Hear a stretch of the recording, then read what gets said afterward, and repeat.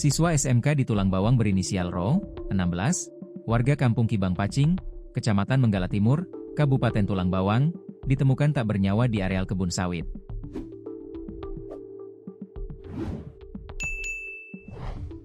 Dilaporkan hilang sejak 8 hari lalu, kondisi jasad Ro sudah membusuk dengan tubuh penuh belatung.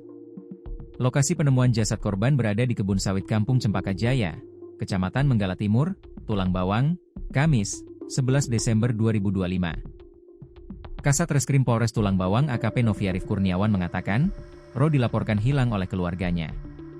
Dia menduga Ro menjadi korban pembegalan.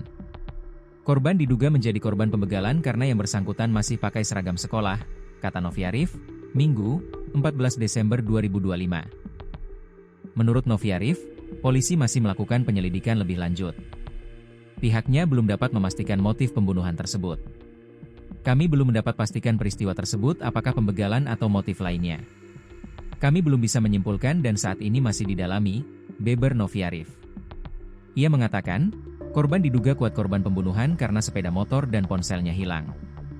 Sementara beberapa harta benda korban, seperti sepeda motor dan ponsel, diketahui hilang, katanya. Dari hasil penyelidikan polisi, korban sempat dilaporkan menghilang sejak Rabu, 3 Desember 2025.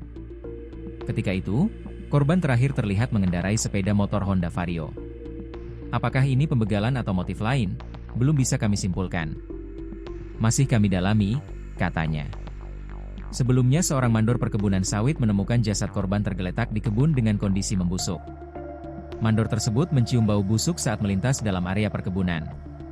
Dia langsung melaporkan ke pihak perusahaan hingga diteruskan ke pihak desa. Saat itu tubuh korban ditutupi dengan pelepas sawit. Selanjutnya jasad korban dibawa ke RS Bayangkara Polda Lampung untuk dilakukan autopsi.